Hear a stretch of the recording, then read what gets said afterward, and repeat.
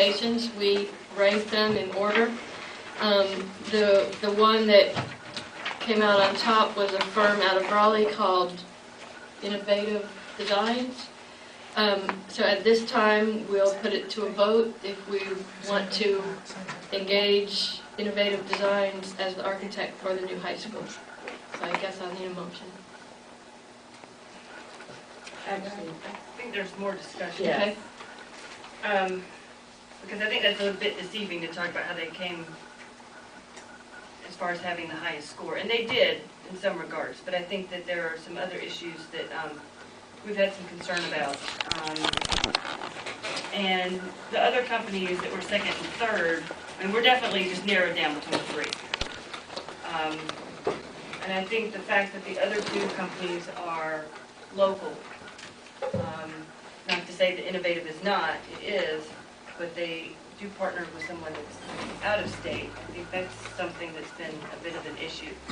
So all three, I think, are capable. And all three have schools that have been built that are green buildings, great design. I think that any one that we chose, hopefully, we would be happy with. But I think as far as making the final decision on Innovative, I'm not completely 100% sold on this company. But that's my concern. So I don't know if other people on the board share the same concern.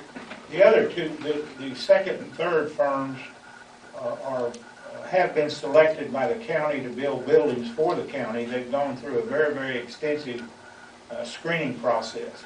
This Innovative Design was very, very impressive with their presentation, and my only apprehension about them is the fact that they do have a great deal of their work coming out of the pen. Now tonight, we interviewed him again tonight, and tonight he indicated that only about 5% of the work would be coming out of Virginia, out of their firm in Virginia. I would feel a whole lot better about it from the standpoint of the law and the DPI regulations if they partnered with a local architectural firm, or if we selected a local firm. I'm impressed with what they've talked about. I'm impressed with the design team that they had here and the subcontractors they had here. But I am concerned about, and there's a great deal of political interest in selecting Innovative Design, and I'm not sure that we ought to be paying a lot of attention to that. I'm concerned that they've not designed a high school, that they've done renovations on high school, but it does concern me that, I know they've designed large middle schools, but it does concern me a bit that they've not designed and built a high school yet. I think the reason that they came out first, y'all can correct me if I'm wrong, is they are a leader. They're the kind of most emulated company probably nationwide in green schools and sustainable design, and their projects come in under budget, substantially under budget, and those same schools that come in substantially under budget will have won national school awards. The Northern Middle School in Guilford County won Best School in the Nation award for sustainable design, and my opinion was just that they're the ones that the other two firms were even considering or emulating, and in fact, people who have worked for them have started those other firms in some cases and also worked at DPI.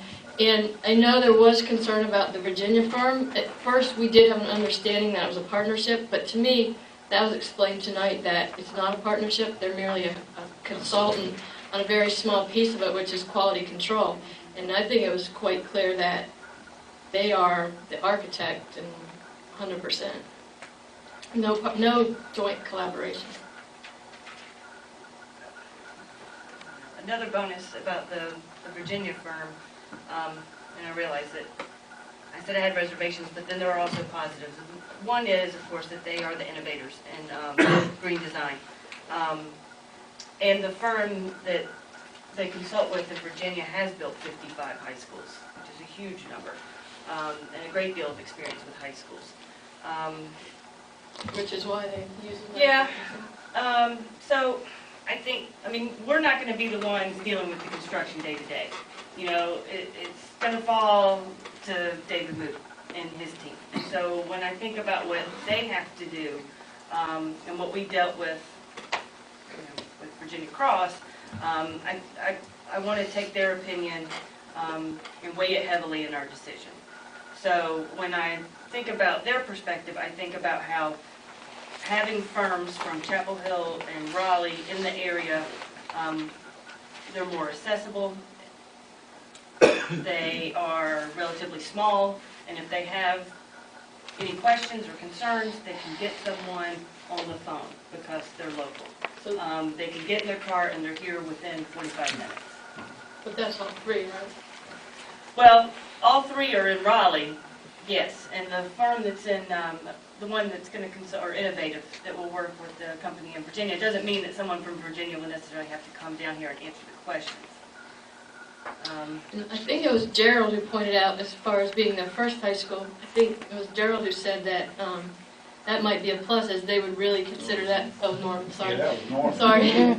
Their hallmark, you know, that their point of pride that they want to bring others to see, so they might actually, you know, be a good one. Well, I can speak from somewhat limited experience.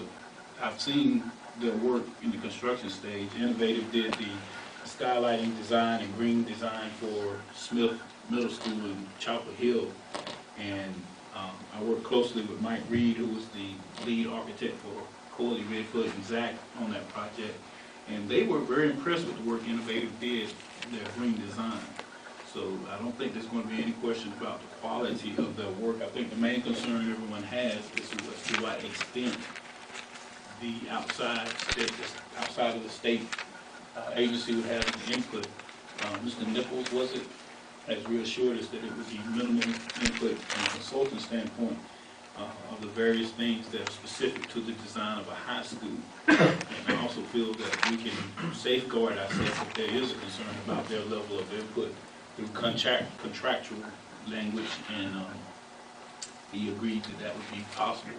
And if, you know, from what I've been able to gather, they are the standard. If we want to build a green school that's meet LEED certification, it seems that anybody else that we would hire would have somebody employed that learned from these folks. So He also did say they have a standard program where they start early in the process to identify use of local materials and local contractors, and that combined with that quality control is the way they're able to bring in so much under budget and on time and still win national awards.